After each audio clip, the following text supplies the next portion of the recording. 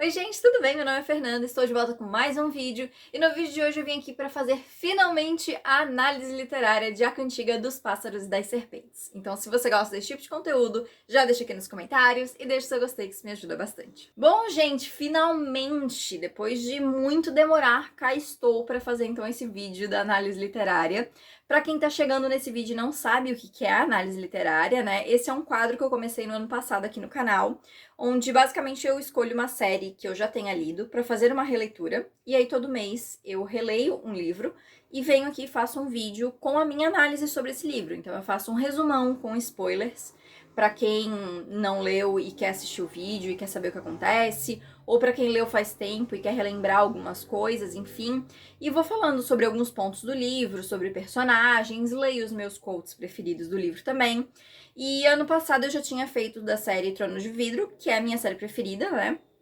E esse ano eu tinha feito então da primeira trilogia de Jogos Vorazes e faltava fazer da Cantiga dos Pássaros e das Serpentes. E eu fui meio que deixando passar, porque assim, como eu falei, geralmente eu releio o livro e aí depois eu venho aqui e faço o vídeo meio que na sequência, né? Só que quando eu decidi fazer a análise literária de Jogos Vorazes, né, que foi no final do ano passado, eu tinha acabado de reler a Cantiga por conta do filme, né? Então eu reli pra relembrar ali coisa e tal, e ficou muito fresco na minha memória. E assim, me deu muita preguiça de reler ele de novo, porque, tipo, eu li, não faz, tipo, 6 meses que eu li esse livro, sabe? Então eu fiquei naquela, será que eu releio, será que eu não releio, coisa e tal. Eu resolvi não reler, tá? Porque eu já tinha feito um resumo bem completo antes do lançamento do filme. Inclusive, tem vídeo aqui com esse resumo aí, né? Em que, na verdade, eu acrescento muito mais lá do que eu vou acrescentar aqui.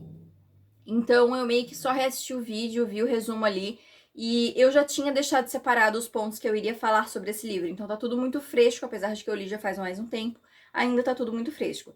E eu resolvi fazer esse vídeo agora, porque, né, gente, nos últimos dias a gente teve aí a notícia surpreendente de que teremos mais um livro dentro desse universo de Jogos Vorazes, né? Agora vai ser o livro que vai se passar no segundo Massacre Quaternário, que foi os Jogos Vorazes do Haymitch. E eu tô muito animada com isso, muito animada mesmo, assim, porque eu amo essa série, eu amo a escrita da Suzanne Collins, eu acho o Haymitch um personagem incrível. A gente ainda não sabe se ele que vai ser o protagonista, né, da história, mas assim, acho que tudo tende pra isso, né? Eu acho que é o que os fãs querem. Inclusive, já confirmaram até a adaptação pra 2026, tá? O livro lança ano que vem. Então, assim, isso me deu um up, assim, pra, né, voltar pra essa série de vídeos aqui e finalizar ela por enquanto, porque, né, já vi aí que logo vou ter que fazer mais um desse livro novo. Mas então, gente, vamos começar, porque, né, esses vídeos de análise geralmente são bem longos, são vídeos com spoilers, tá, gente? Então, assim, vou comentar, sim, spoilers de A Cantiga, sou obrigada, né, pra eu poder falar sobre esse livro. E, assim, vou comentar alguma coisa ou outra sobre Jogos Vorazes, né? Vou fazer algumas comparações, algumas coisas assim. Então, né, é bom que você já tenha lido, já tenha visto os filmes aí, enfim, pra você ter algum conhecimento prévio pra não pegar nenhum spoiler. Como sempre, gente, vamos começar então com o resumão que eu tenho aqui. Vou ler esse resumo, tá? Porque se eu falar, eu demoro muito mais, então é bem mais rápido se eu for lendo aqui, né? E como eu falei, gente, a partir de agora tem spoilers, então vamos começar. Snow está encerrando sua vida escolar com o último ano na academia. E para encerrar seus estudos, ele e outros alunos vão participar da 10ª edição dos Jogos Vorazes, que está prestes a começar, como mentores, uma posição nova que os idealizadores dos jogos estão testando nessa edição. 10 anos se passaram após a guerra que fez com que a capital mantivesse o controle sobre os distritos, mas as consequências da guerra ainda são vistas pela capital e pelas pessoas, como a família de Snow, que antes muito prestigiada, agora precisa se esforçar para ter o que comer. Porém, para os outros, a família dele ainda passa a imagem da riqueza. A família de Snow agora é reduzida à sua avó, que ainda se apega muito aos dias de riqueza da família e à superioridade da capital, e sua prima Tigris, que trabalha muito para eles poderem ter o que comer. A esperança de Snow é conseguir ter uma ótima participação nos jogos, para que ele possa ganhar um prêmio em dinheiro oferecido pela academia para que ele possa fazer faculdade. O primeiro dia dos jogos começa com a colheita feita nos distritos. Antes que ela possa ser televisionada, o reitor da academia informa a distribuição que foi feita dos tributos para os mentores. Cada tributo ficará com um mentor. Para a surpresa e infelicidade de Snow, ele fica com o tributo feminino do Distrito 12. Ele desconfia que essa escolha não tenha sido acidental e que o reitor fez de propósito. mas ele é surpreendido positivamente quando a colheita do Distrito 12 é mostrada. O tributo feminino é Lucy Gray, que faz uma entrada muito comentada ao colocar uma serpente no vestido de uma menina que depois descobrimos ser a filha do prefeito. No palco, Lucy canta para seu distrito, já conquistando a simpatia de muita gente. Durante vários momentos, vemos que a opinião dos alunos são bem contrárias em relação aos jogos, em especial de Sejanus, um menino que veio do Distrito 2 quando ainda era criança e que é abertamente contra os jogos, ainda mais quando ele fica responsável pelo tributo masculino do Distrito 2. Querendo causar uma boa impressão com seu tributo, Snow vai até a estação de trem recebê-la, porém fica surpreso ao ver todos os tributos chegando junto em um trem de carga em péssimas condições. Ele se apresenta a Lucy e quando os pacificadores chegam, Snow decide ir junto para conquistar a confiança dela. Por isso, acaba dentro de um caminhão que possui uma jaula onde os tributos e Snow são colocados. Para sua maior surpresa, eles são jogados em uma jaula de um zoológico, onde os tributos são expostos às pessoas da capital. Ele tenta sair por cima e consegue conquistar um pouco da confiança de Lucy, além de fazer com que a capital a veja mais. Os pacificadores o levam de volta para a academia. A idealizadora dos jogos, Dra. Gal, elogia a atitude dele e vê em Snow um potencial idealizador dos jogos. O reitor, porém, registra o evento como um demérito acadêmico e diz que 3 desses farão com que Snow seja expulso. Snow volta ao zoológico para visitar Lucy e encontra Sejanus lá dando comida aos tributos. Ele começa a conquistar a confiança de Lucy, enquanto Sejanus tem problemas com o seu tributo. Mais tarde, ele revela que conhecia o tributo dele quando ainda era um morador do Distrito 2 e que eles estudaram juntos. Sejanus tenta trocar de tributos com Snow, mas ele, vendo o potencial de Lucy, não aceita. Nas aulas, os alunos discutem os jogos vorazes. Alguns dizem que é algo horrível de se assistir, enquanto outros acham que é uma punição merecida aos distritos e outros ainda acham que é apenas desinteressante. São discutidas ideias para fazer com que o público se envolva mais, como apostas nos tributos e patrocinadores que pudessem enviar comidas a eles na arena. Snow, junto de outras 2 alunas, Clemência e Arachne, são encarregados de escrever uma proposta com essas ideias. Snow vai até o zoológico para ver Lucy e a confiança entre ambos cresce mais. Arachne também vai alimentar seu tributo, mas ela provoca a menina, que consegue pegar uma faca e a mata. Todos ficam chocados com o acontecimento. Sabendo que nem isso salvaria da tarefa de escrever a proposta, ele escreve sozinho para entregar no dia seguinte. A Dra. Gal chama ele e Clemência e ambos mentem que eles escreveram juntos. Porém, a idealizadora faz um teste com uma cobra que pica a menina, revelando que apenas Snow escreveu. Clemência vai para o hospital e Dra. Gal revela que as serpentes sentiram o cheiro de Snow na folha e por isso não o atacaram, e atacaram Clemência. Acontece o funeral de Arachne. Snow faz um discurso. Em um momento da celebração, o caminhão com a jaula dos tributos passa por eles e o corpo do tributo de Arachne está disposto para todos verem. No zoológico, os pacificadores jogam veneno de rato para conter os bichos que aparecem por conta das comidas que as pessoas estão levando. Os mentores dos tributos são colocados na arena para poderem visitar o local. Porém, minas escondidas explodem, ferindo e matando algumas pessoas, mentores e tributos. Depois é dito que essas minas provavelmente foram colocadas pelos rebeldes em algum momento. Snow fica ferido e vai para o hospital. Durante a noite, Clemência invade seu quarto. Ela o culpa pelo que aconteceu com ela e parece alterada fisicamente e mentalmente pelo veneno da serpente. Acontece o funeral dos mentores mortos. Durante a cerimônia, passa o caminhão arrastando os corpos dos tributos que tentaram fugir durante a explosão, porém alguns ainda continuam foragidos, como o tributo de Sejanus. Acontece a noite de entrevistas apenas com os tributos que quisessem aparecer. Lucy vai, com instruções de Snow, e novamente canta para todos. Todos se encantam com ela, porém Snow fica com ciúmes da letra da música.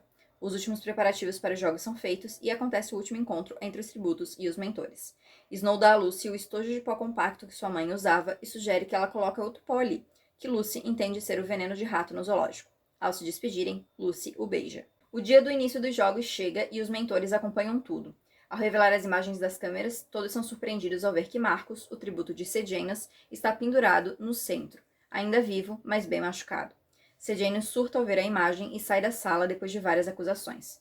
Depois do início oficial dos jogos, as coisas ficam meio mornas na arena, até que um dos tributos, uma menina do Distrito 7, consegue subir nas vigas e fala com Marcus e depois o mata. Os jogos continuam a acontecer de forma lenta. Ao voltar para casa em uma noite, Snow é surpreendido pela Sra. Plint, a mãe de Sejanus, que está desesperada visto que o filho sumiu. Eles são surpreendidos quando olham para os jogos na TV e veem Sejanus entrando na arena. Dra. Gal liga para Snow e chama ele e a Sra. Plint para lá. Eles conseguem alterar um pouco a iluminação para os espectadores não notarem nada e mandam Snow lá para a arena para tirar Sejanus. Sejanus diz que quer morrer em protesto ao que estão fazendo com os tributos, mas Snow diz que eles nem falariam nada para ninguém sobre o que aconteceu, e o protesto dele não valeria de nada. Sejanus concorda então em sair dali, mas ele quer pelo menos levar o corpo de Marcus para fora. Juntos, então, eles tentam levar o corpo, mas outros tributos chegam e eles têm que correr. Snow acaba matando um dos tributos e eles conseguem fugir. A Doutora Gao conversa com Snow sobre os instintos humanos e o que ele sentiu estando na arena. Para encobrir o que aconteceu na noite anterior, o pai de Sejanus anuncia que estará dando uma bolsa de estudos para a faculdade para o mentor que vencer os jogos, notícia que deixa Snow ainda mais motivado. Os jogos continuam lentos, porém, outro tributo do Distrito 12 acaba morrendo por ter pego raiva no zoológico. Em uma conversa com a Doutora Gao, ela sugere que algo diferente irá acontecer na arena, e que a ideia veio de Lucy. Ao ver alguns cientistas no elevador com as serpentes que picaram Clemência, Snow entende que as serpentes serão jogadas na arena para matarem os tributos. Ele então joga no tanque das cobras um lenço que possuía o cheiro dele e de Lucy para garantir a segurança dela. O truque dá certo e Lucy sobrevive às serpentes. No fim, Lucy acaba ganhando após o tributo do Distrito 11 morrer por consequência da raiva e também pelo veneno de Lucy. A alegria de Snow, porém, dura pouco, visto que logo ele é chamado pelo reitor. Ele diz que descobriram um estojo de pó, o lenço que Snow jogou no tanque e também um lenço que Snow havia levado comida para Lucy. Por conta disso, Snow é mandado para fora da capital para ser um pacificador. Snow pede para ser enviado para o Distrito 12 com esperanças de encontrar Lucy. Pouco tempo depois de chegar, ele é surpreendido pela chegada de Sejanus, que conta que depois de tudo que aconteceu nos jogos, teve que fazer um acordo também para virar pacificador. Logo, Snow fica sabendo que existe uma banda, chamada o Bando, que canta no prego aos sábados, com uma cantora que acabou de voltar da capital. Junto de seus colegas pacificadores, Snow vai ao prego e reencontra Lucy, que está lá cantando com sua banda. Ele também conhece Billy, o ex de Lucy, que agora namora a filha do prefeito, e que aparentemente armou com ela para Lucy ser escolhida na colheita. No dia seguinte, Snow e Sejanus vão até onde Lucy mora. Enquanto Snow conversa com Lucy, Sejanus conversa com os outros da banda que moram com ela. Quando Snow e Lucy se juntam aos outros, eles veem que Billy está lá conversando com Sejanus, e Snow se preocupa com a possibilidade de Sejanus começar a se envolver em assuntos dos rebeldes. Sejanus avisa Snow que haverá uma prova para oficiais e que ele deveria fazer. Cientistas da capital chegam no Distrito 12 para capturar Gaius Tagarelas, um tipo de bestante criado pela capital durante a guerra. A função deles era gravar conversas entre os rebeldes. Snow e os outros vão a outro show do bando, e ele e Lucy acabam se estremecendo ao mencionarem seus lados diferentes da guerra, e Snow fica com raiva dela e despreza algumas de suas canções. Em outro dia, enquanto Snow trabalha com os Gaius Tagarelas, Sejanus se aproxima de Snow e começa a contar sobre os planos que está fazendo com Billy, para ajudar alguns rebeldes a fugir. Snow consegue fazer com que o Gaio grave tudo o que ele conta, sobre os planos de fuga e tudo o que estão planejando. Os Gaios vão embora para a capital e Snow fica em dúvida se quer ou não que alguém ouça o que ele gravou. Em outro show do bando, Snow nota que Sejanus sumiu. Ele vai atrás e vê Sejanus conversando com alguém desconhecido, chamado Spruce, e Billy. Lucy se junta a eles, logo eles descobrem que Sejanus está ajudando os rebeldes a comprar armas. A filha do prefeito aparece e, com medo de que ela vai falar alguma coisa, Snow atira nela e, em seguida, Spruce atira em Billy. Eles se dispersam para evitar que alguém os vejam. Algum tempo depois, Sejanus é preso e, apesar de ninguém saber o motivo, Snow suspeita. Dias depois, Sejanus é enforcado por traição. O comandante da base chama Snow dias depois e confirma que Sejanus foi preso e morto depois que a Doutora Gao recebeu o Gaio Tagarela que ele gravou. Dias após, acontece o aniversário do comandante e o bando é chamado para tocar. Lucy conta a Snow que está sendo ameaçada pelo prefeito, que acredita que ela está envolvida na morte de sua filha. Ela conta que irá fugir e Snow diz que vai com ela. Ele tem medo de ainda ser conectado à morte da filha do prefeito e então acha que não tem nada a perder. Eles combinam de ir embora no dia seguinte. No dia seguinte, Snow é informado que passou no teste para ser um oficial e que ele partirá no dia seguinte para o Distrito 2. Ainda com medo de ser conectado com as mortes que aconteceram, ele foge com Lucy. No caminho até lá, Snow comenta sobre ter matado 3 pessoas, contando Sejanus. Ele tenta disfarçar, mas Lucy acaba percebendo. Eles chegam em um lago, onde o bando ia às vezes, e em um barracão perto eles encontram a arma que Snow usou para matar a filha do prefeito. Percebendo que pode se livrar da única prova do crime, ele decide voltar para poder seguir sua carreira militar. Mas ele vê que Lucy sumiu e percebe que ela provavelmente descobriu a verdade. Ele então a procura na floresta e é picado por uma serpente em uma armadilha feita por ela. Ele começa a questionar sobre tudo o que aconteceu e atira várias vezes na direção que ele acha que ela está e depois volta para a base. Ele vai para o Distrito 2 no dia seguinte, mas é surpreendido quando chega na capital. Ele é levado até a Doutora Gao, que diz que, na verdade, esse tempo dele como pacificador foi só algo temporário que ela quis que ele passasse, uma espécie de teste. Eles conversam sobre os jogos e ele conta algumas coisas que aprendeu nas últimas semanas, como o fato de ninguém assistir os jogos nos distritos. Doutora Gao também conta que a 10ª edição foi abafada e as gravações excluídas devido ao fracasso que foi, mas conta que algumas coisas permanecerão, como as apostas, os patrocinadores e a presença de um apresentador. e ela conta que ele irá estudar na universidade com ela para se tornar um idealizador dos jogos. No epílogo, que se passa um tempo depois, vemos que Snow já está estudando e estagiando como idealizador. Ele quase foi adotado pelos pais de Sejanus, que passaram a cuidar de todas as despesas da família Snow. Mesmo depois de um tempo, Snow ainda não sabe o que aconteceu com Lucy, se ela morreu, fugiu ou alguma coisa diferente. Ele visita o reitor no fim, e ele conta para Snow que era amigo do pai dele, e que ambos fizeram um trabalho na época da faculdade para a doutora Gal, sobre formas de controlar os distritos pós-guerra. Ele teve então a ideia dos jogos, mas achava horrível demais e não pretendia entregar essa proposta para a doutora. Porém, o pai de Snow entregou. Por isso, o reitor começou a se viciar em morfináceos, o que continua acontecendo até os dias atuais.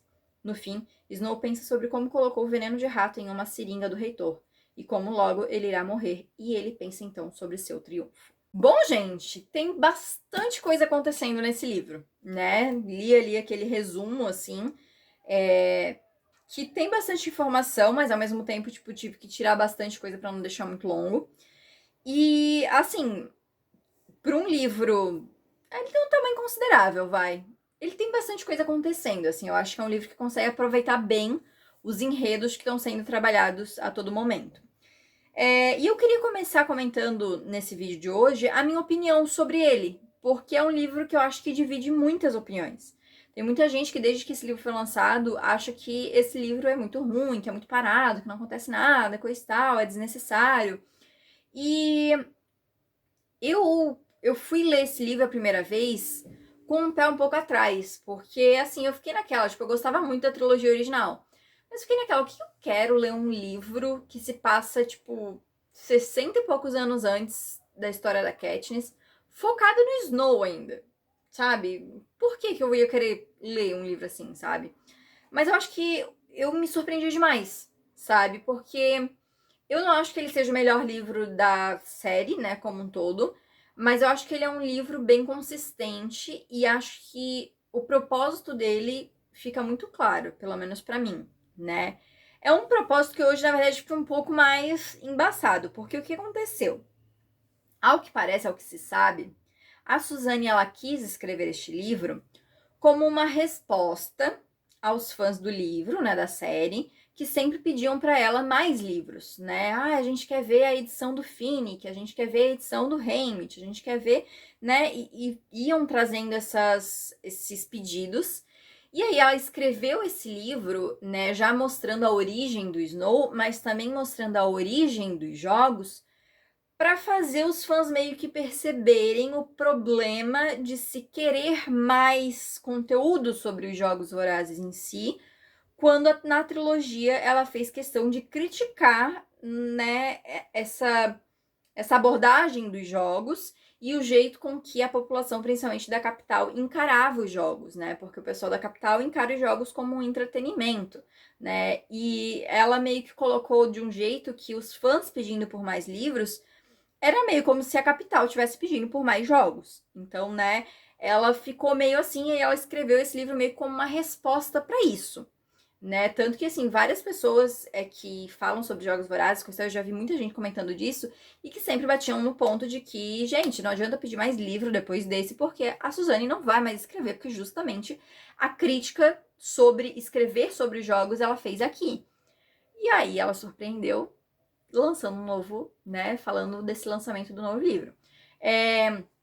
Antes de eu terminar de falar o que eu acho desse livro, só para comentar rapidamente, assim, sobre esse novo livro que ela vai lançar, né, o que eu acho sobre esse novo lançamento, eu acho que sim, tem um pouco da questão financeira, né, gente, depois do lançamento da adaptação do ano passado de A Cantiga, reacendeu essa coisa dos Jogos Vorazes, então eu acho que deu para perceber que é uma franquia que ainda dá para ser explorada, ainda dá para ganhar dinheiro em cima dela, e aí se ela lançar um livro vai ser lançado um filme também, então assim, óbvio que o lucro sempre acaba falando mais alto, porém, ela afirmou também que a decisão dela em escrever esse livro, né, focado no segundo massacre quaternário e coisa e tal, ela vai aproveitar para explorar ainda mais essa questão das críticas. Então, assim, não sei como é que isso vai ser trazido, mas eu sei que a Suzane ela tem uma mão ótima para escrever críticas às coisas. Então, assim, eu espero que vai vir algo muito bom, entendeu? Então, eu acho que vai se justificar nesse comportamento. Mas, enfim, voltando para esse livro aqui, eu só queria falar sobre isso porque eu acho que é um ponto que quem sabia dessa história aí ficou um pouco confuso quando ela anunciou um livro novo, né? Eu gosto desse livro, tá? Porque justamente eu acho que ele tem uma crítica muito legal, assim, o jeito com que ela faz a crítica é muito bacana. A Suzane, ela constrói personagens muito bem. E a construção aqui, principalmente, né, do protagonista, que é o Snow, é feita de uma maneira sensacional. Eu vou falar sobre ele em específico, né? Vou separar um ponto para falar sobre ele. Mas eu gosto muito de como ela trabalha esse personagem em si.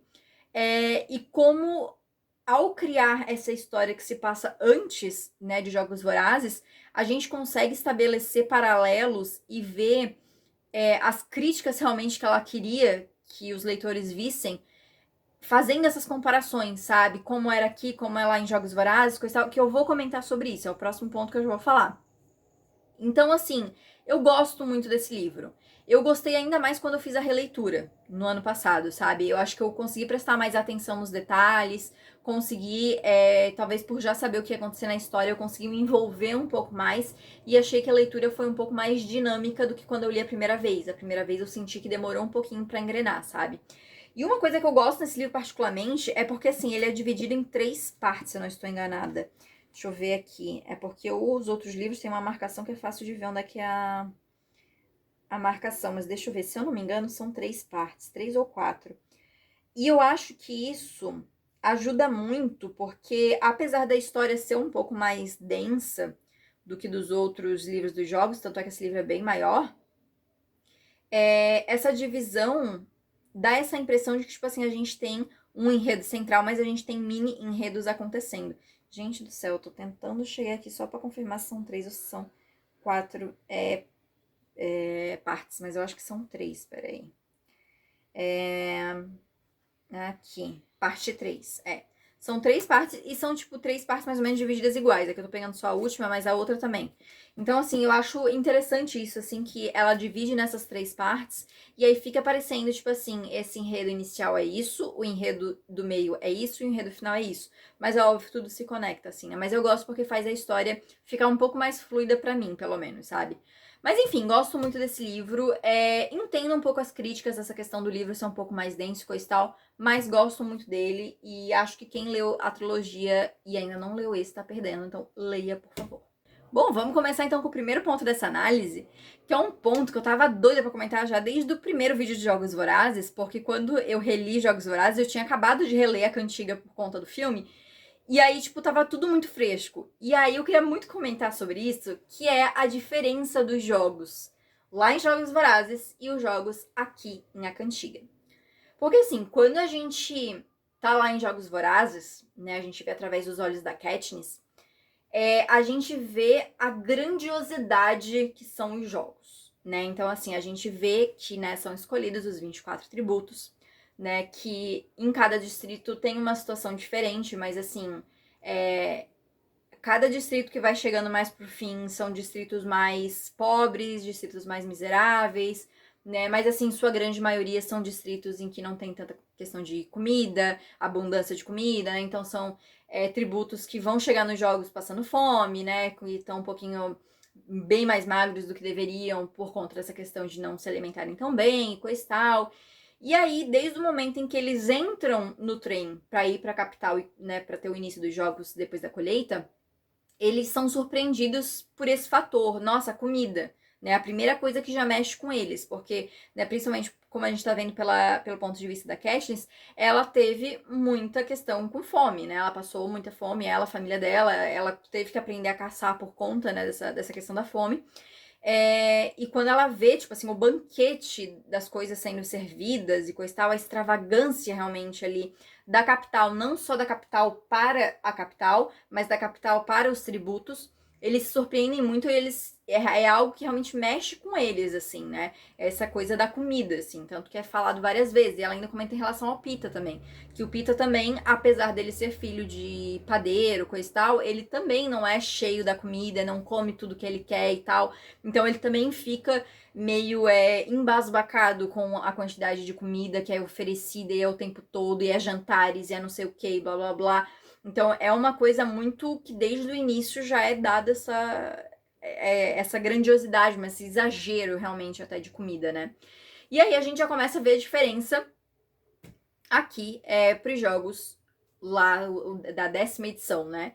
Que assim, eles nem eram dados nada pra comer, né? Inclusive, uma das coisas que a Lucy, ela chega até a comentar pra um dos repórteres que estão lá no zoológico, que eles ficam, esse já é outro ponto que eu já vou comentar, ela ainda fala, a gente não come desde antes da colheita, né? Tipo, a refeição que a gente fez antes da colheita, eles não deram comida pra gente, isso já faz, tipo, 2 dias, sabe? E aí as pessoas começam, né? O Snow até traz essa ideia deles começarem a levar a comida, então, pros tributos, né? Então, assim, eles, nessa edição, né, que é a 10ª edição, eles realmente não pensavam nessa questão de dar comida, de cuidar dos tributos e coisa e tal, e não só através da comida, mas em relação aos outros pontos também, que é o que eu vou comentar agora.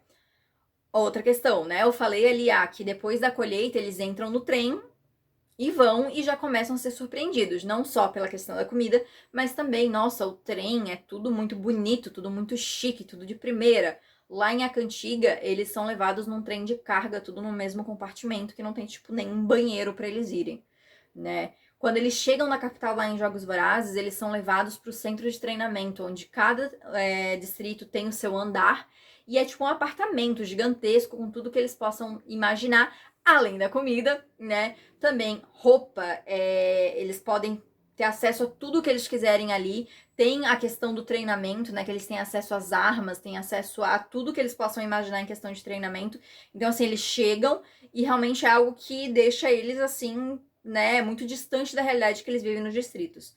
Os tributos de Acantiga, não. Eles são jogados num zoológico e são deixados lá. Treinamento, não existe treinamento, entendeu? É cada um com a sua sorte. Então, a gente vê muito, não só por conta disso, mas por conta do jeito com que os próprios personagens lá em Acantiga vão falando, como essa percepção dos jogos foi mudando muito. Que os jogos eles vão se iniciando como essa questão só da punição, né? A punição pros tributos, pros distritos e coisa e tal, de ver os seus filhos sendo jogados nesse reality show aí muito terrível, né? Mas que ao longo do tempo eles foram aperfeiçoando e foram mudando. Tanto é que a gente chega num ponto, que é o ponto, né, onde já tá a história lá da Katniss, em que existem distritos, como o Distrito 1 e o Distrito 2, né, o Distrito dos Carreiristas, o 4 também, aonde os jovens eles já são treinados para chegar a uma idade e eles se voluntariarem em ir.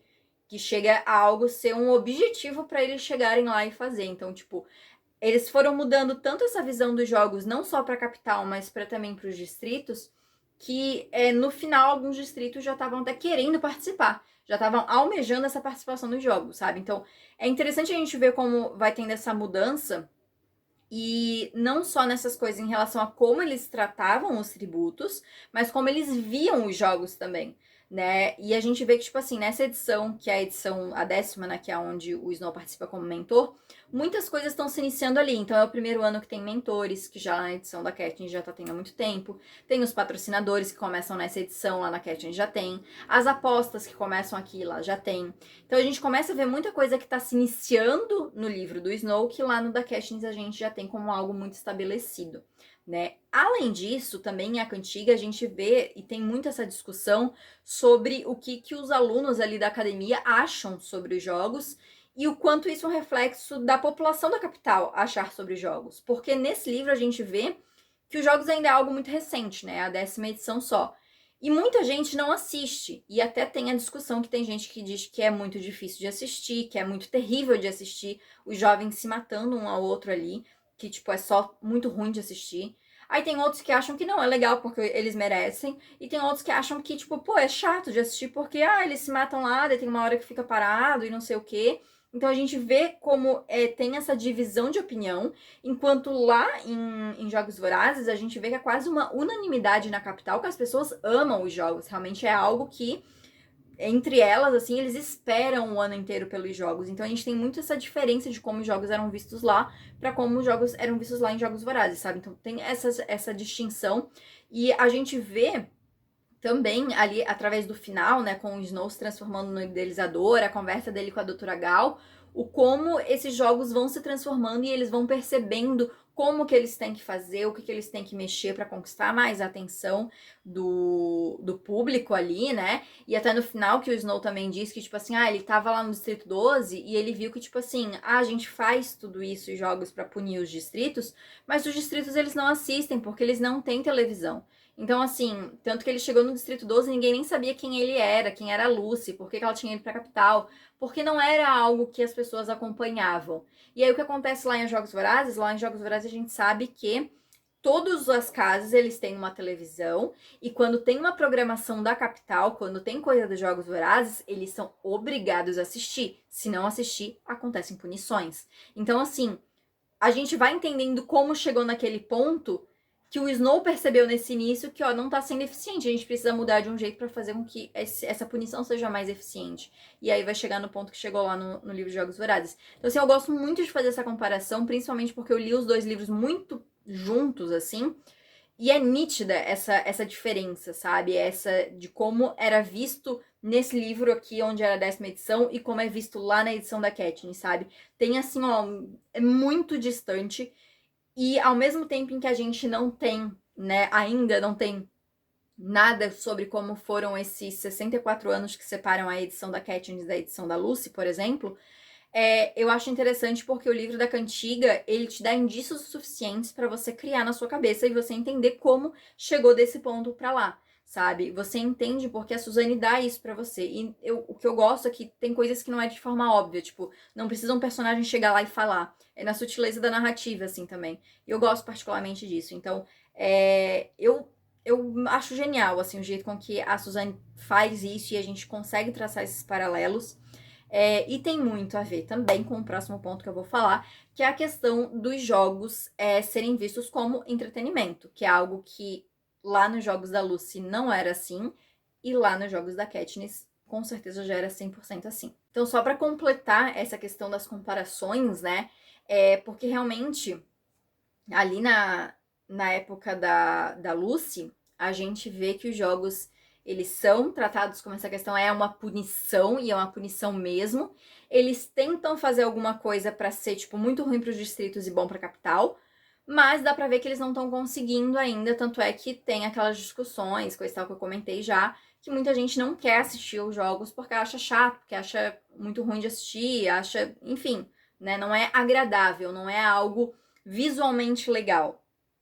E aí, aos poucos, eles começam a trabalhar nessa questão, até que a gente chega lá na edição da Katniss, que a gente tem, assim, uma mudança completa, realmente, nessa visão, que o pessoal da capital simplesmente parece que apagou da memória deles essa questão de estamos vendo jovens se matando na televisão. Eles tiram toda essa parte do trágico, né, e enfim, e vem só a parte legal, é um reality. Então, tipo, tem vários jovens diferentes.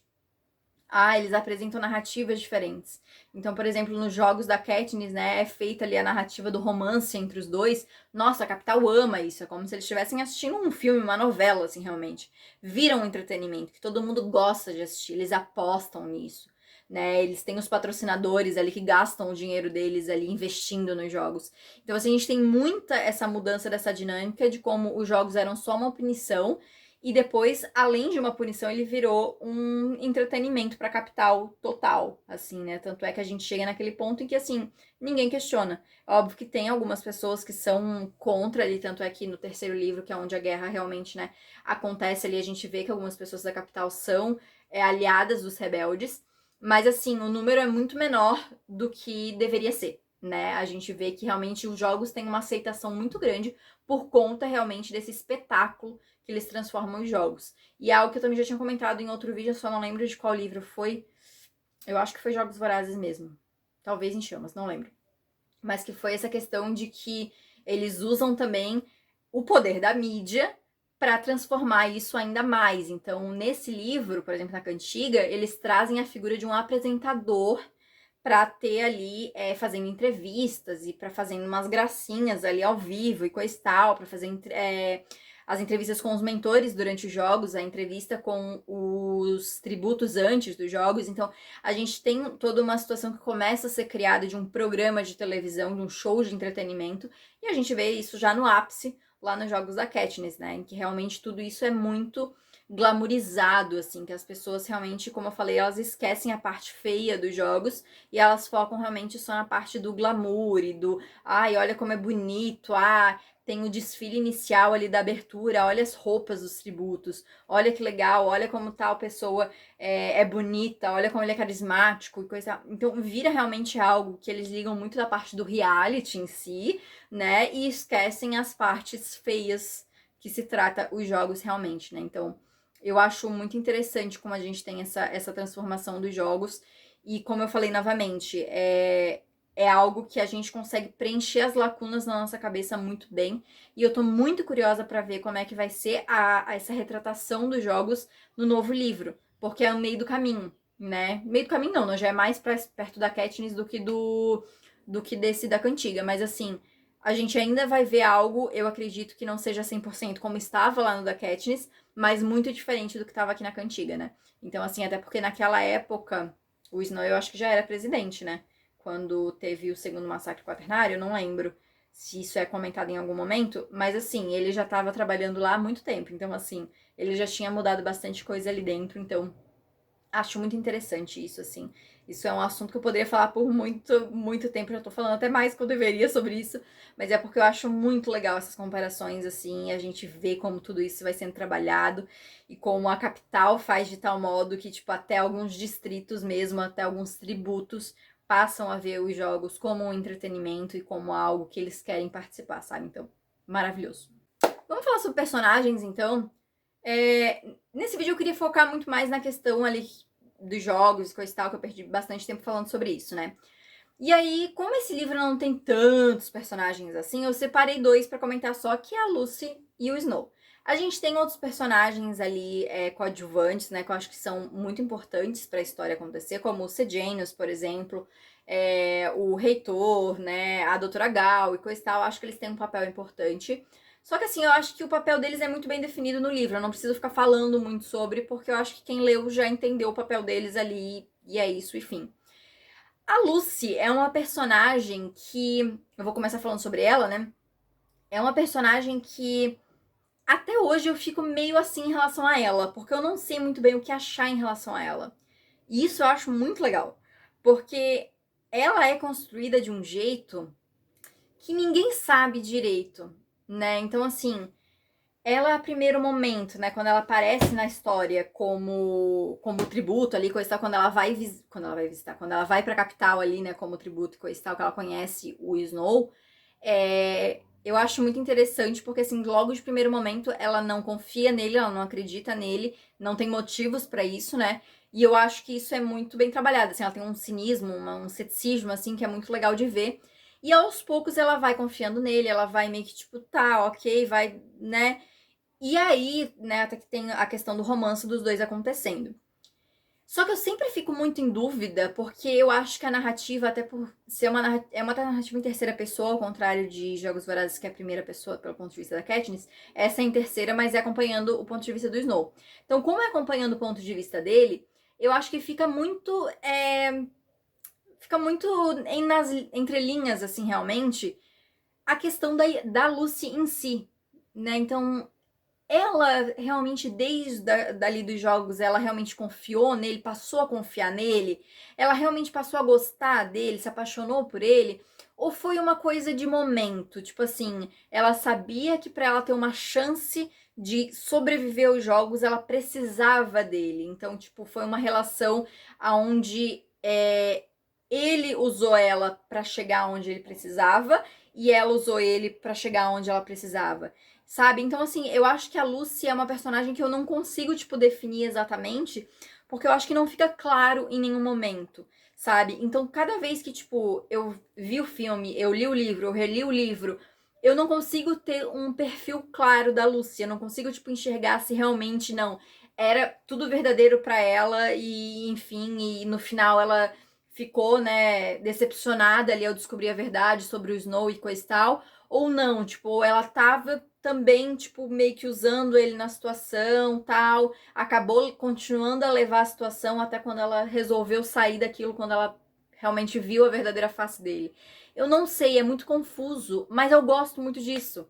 sabe? Porque é uma personagem também que não é uma coisa assim, tipo, bati o olho e falei, gostei dessa personagem. Ou não gostei desse personagem. Como acontece com tantos outros. Ela é uma personagem que pra mim fica muito nessa incógnita. Porque eu acho ela uma personagem fascinante, mas ao mesmo tempo tem algumas coisas dela que eu não gosto tanto. Então fica nessa coisa, sabe? Então nossa, eu acho assim, ela como personagem em si, eu acho ela muito bem escrita. E o jeito com que a Suzane insere ela na trama é muito legal, porque justamente causa essa desconfiança realmente do leitor. E aí eu já vi muita gente, não, porque realmente ela amava ele desde o início e coisa e tal, tipo, desde que eles começaram a, né, a confiar um no outro ali e tal. Outras pessoas falando que não, gente, ela usou ele só pra ganhar os jogos, coisa e tal, blá blá blá. Então eu vejo muito essa discussão aí sobre, né, a Lucy. E realmente eu acho que não tem algo muito é isso ou é aquilo. Eu acho que é muito de percepção, é muito subjetivo de como você tá lendo a história. E isso também vai muito pelo fato da história estar sendo contada pelo Snow. Porque a gente tá vendo a história através dos olhos dele. Então, assim, através dos olhos dele, ele acha que ela tá se apaixonando por ele. Então a gente meio que, tipo, é levado a crer que ela tá se apaixonando por ele. Mas talvez não esteja. Então, quando lá no final ele começa a questionar, né? Quando depois ele descobre lá a arma e vai contar pra ela que vai voltar e não acha mais ela, ele começa a se questionar sobre as coisas, eu acho que é interessante porque o leitor começa a se questionar sobre as coisas também.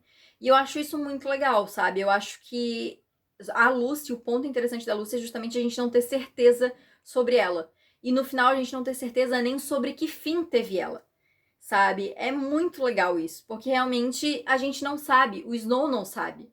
E a gente não sabe se isso vai ser mencionado em algum outro momento. Eu acredito que não, porque até em Jogos Vorazes, eu acho que é o primeiro livro mesmo que menciona que o Distrito 12 só teve 2 vencedores, o Haymitch e uma outra, né, tributo e coisa e tal, lá nas primeiras edições que ninguém, tipo, não sabe se o que aconteceu com essa mulher. Então, assim, é algo que, tipo, foi deixado esse mistério e provavelmente a gente não vai descobrir. E eu acho isso fecha muito direitinho com a personalidade da Lucy e com a história da Lucy, que é todo um mistério e a gente nunca vai saber. Olha, cara, assim, Suzane, maravilhosa você, sabe? Então, assim, a Lucy continua sendo essa personagem que até hoje eu não decidi se eu gosto ou se eu desgosto, mas eu acho que ela, como personagem, ela é muito fascinante e ela encaixa muito bem na história e era realmente o estilo de personagem que essa história precisava. E vamos falar sobre ele então, né? Snow, nosso protagonista aí, que é o nosso antagonista de Jogos Vorazes.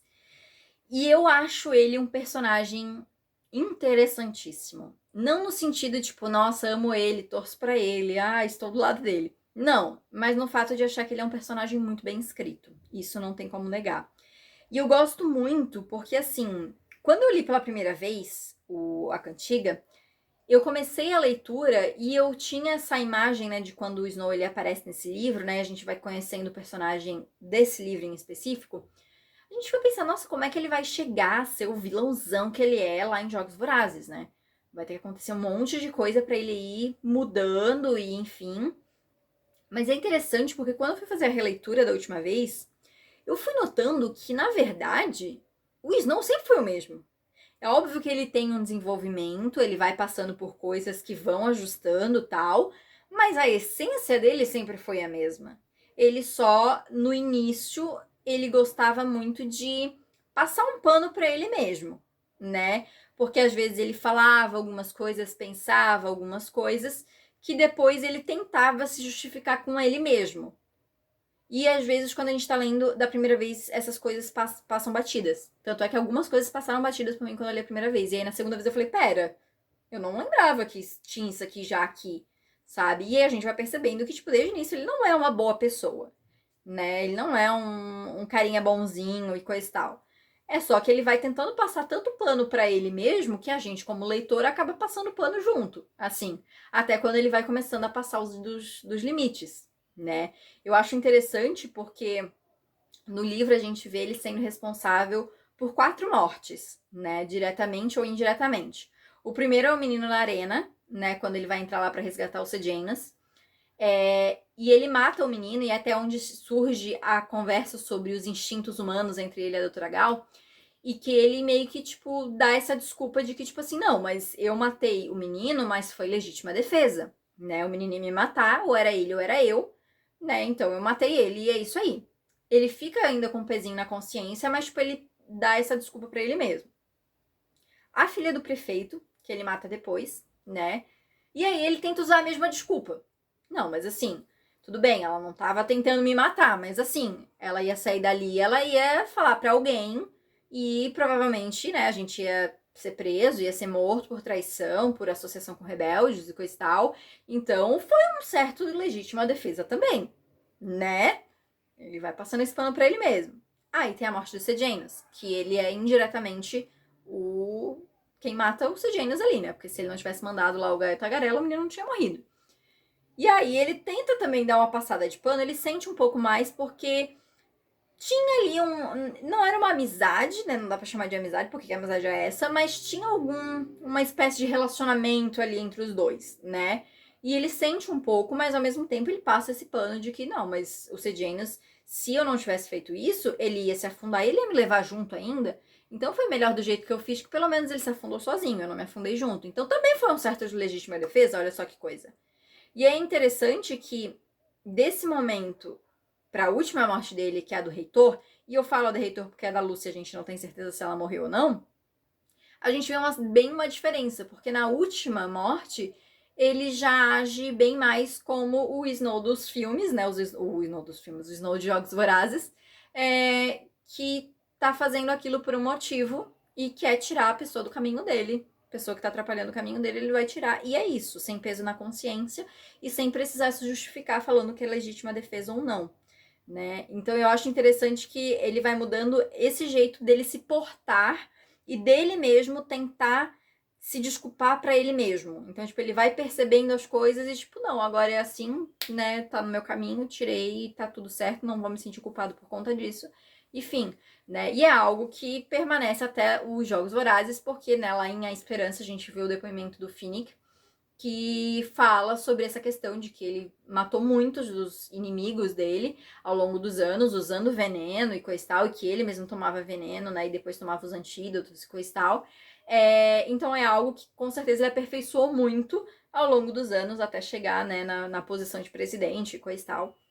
Mas eu acho interessante que a gente vai vendo essa mudança em que ao mesmo tempo em que tem essa mudança de comportamento e da postura dele, ele já vai levando desde o começo, só que é um pouquinho diferente, né? No início ele passa um pano pra ele mesmo e depois ele só, tipo, é isso, né? Não tem mais desculpa, ele faz porque ele precisa, né? E, enfim. Mas eu gosto, sabe? Porque assim, apesar de eu ter falado, né, que ele é a mesma pessoa, é a mesma essência e coisa e tal, dá pra gente ver um desenvolvimento, é óbvio que dá. Como eu falei, muda muito a questão da postura dele, do comportamento dele, de como ele vê realmente as ações e as atitudes dele, né?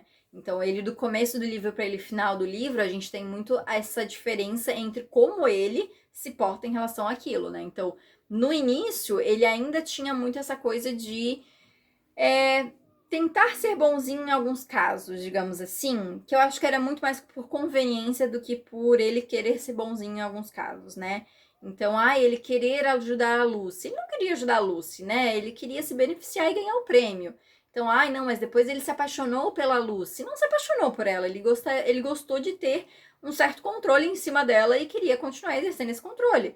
Né? E ele criou essa imagem da Lucy, que também vai de encontro com aquilo que eu falei sobre a gente não ter certeza sobre a Lucy em si, que ele criou essa imagem dele na cabeça dela, e no primeiro sinal de que talvez ela não fosse tão perfeita quanto a imagem que ele criou na cabeça dela, ele já fica super estressado e fica falando mal das músicas dela, fica desprezando as coisas que ela faz e coisa e tal. Então, ele muda de opinião muito rápido quando essa imagem que ele tem dela na cabeça, né, muda um pouco, assim.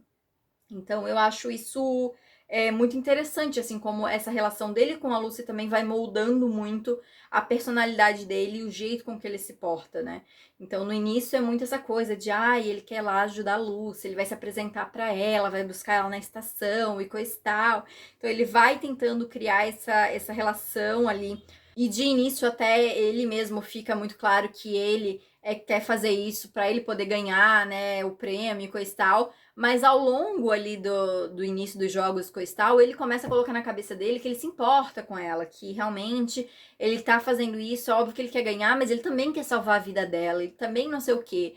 Mas pra mim, não sei, pra mim não cola, entendeu? Pra mim é muito uma coisa assim que realmente ele queria usar ela só pra chegar onde ele poderia chegar. Tanto é que no fim, né, ele aceita fugir com ela, não porque ele ama ela e ele quer, né, realmente ficar com ela e enfim, ele resolve fugir porque ele tem medo dele ser pego pelo que ele fez, pela morte da filha do prefeito.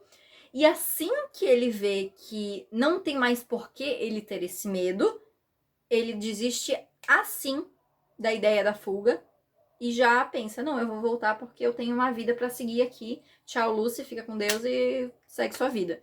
Então, assim, é tão nítido quanto ele tava usando ela, né, pra conseguir alguma coisa, pra chegar nos objetivos dele, que mesmo quando, né, no final, quando ele quer usar ela pra fugir dos problemas dela, pros problemas dele, e assim que ele vê que os problemas dele não são mais um problema, tchau, Lucy, né? Então, assim, eu acho muito interessante como isso vai sendo construído, porque, novamente, quando eu li da primeira vez, eu realmente, na minha cabeça, tipo, fui, nossa, tipo, ele é emocionadíssimo, né? Tipo, começou a apaixonar nela, assim, apaixonou nela e tal.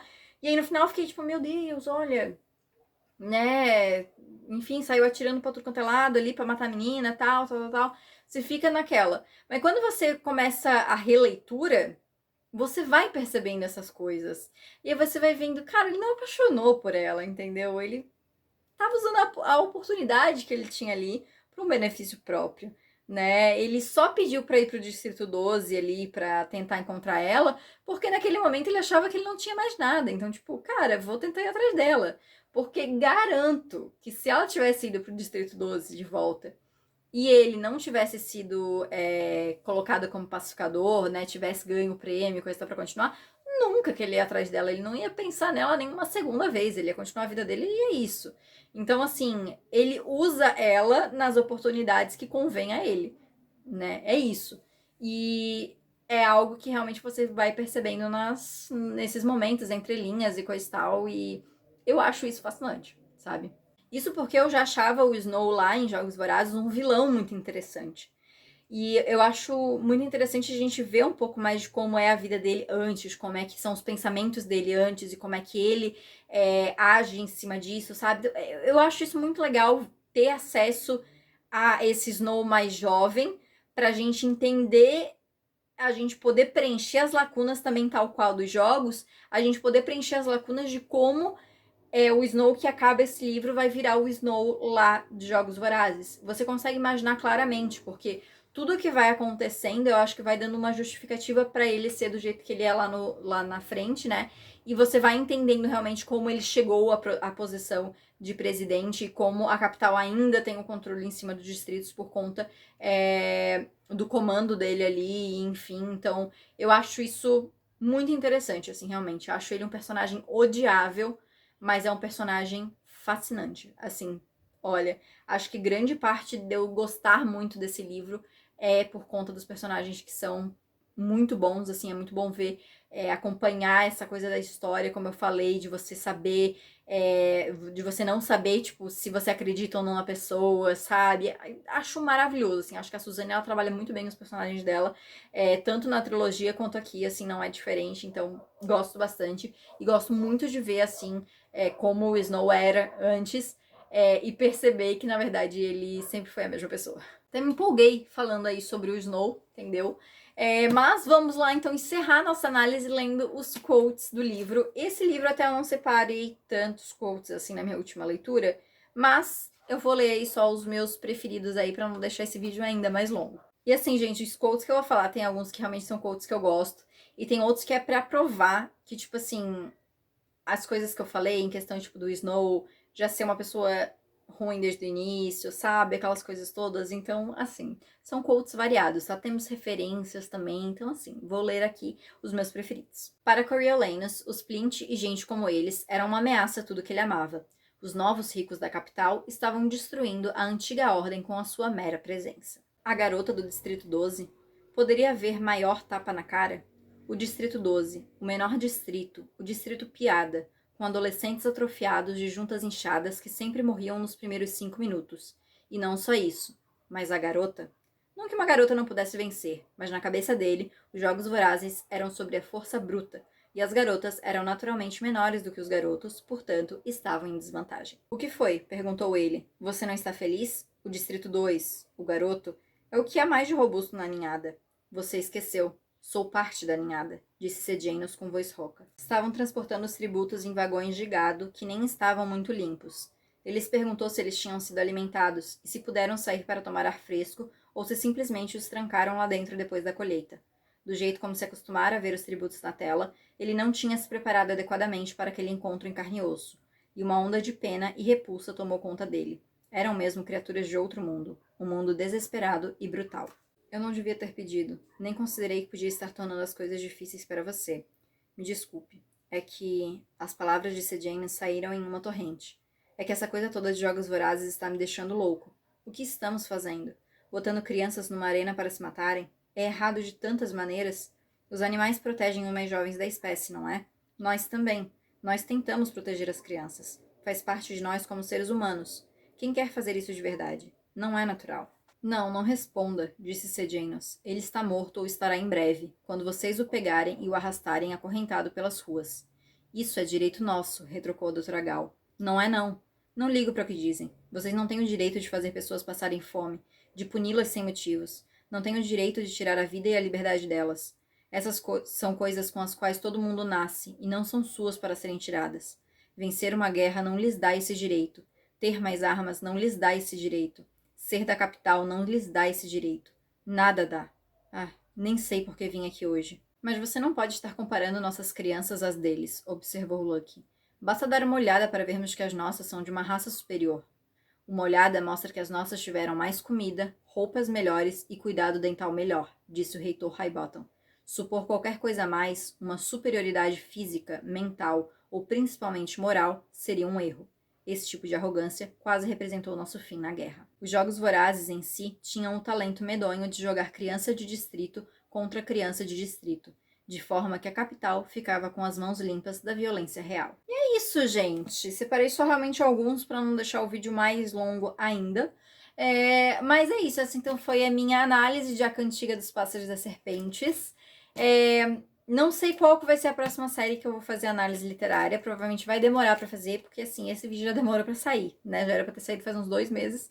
Demorou. Então, assim, não sei quando que vem a próxima. Eu queria fazer do Grishaverse, tá? Então, reler a trilogia Grisha, trilogia Six of Crows, depois de King of Scars. Mas eu não sei, né? Porque daí eu tenho que reler a trilogia Grisha. O maior desafio é reler a trilogia Grisha. Mas vamos ver. Tá? De repente eu faço aí agora no segundo semestre. Vamos ver aí, me digam aí se vocês gostam dessa ideia ou não, enfim. Mas era isso, gente. Deixa aqui nos comentários o que vocês acharam, se vocês gostaram desse vídeo. Se vocês têm mais coisas a acrescentar, pode acrescentar aqui embaixo. Deixa aqui também o seu gostei, que isso me ajuda bastante. Se inscreve no canal se você ainda não é inscrito e não esquece de ativar o sininho para não perder as notificações. E me segue também no Instagram e no TikTok para não perder o meu conteúdo literário. Então é isso, gente. Muito obrigada por ter assistido e a gente se vê no próximo vídeo.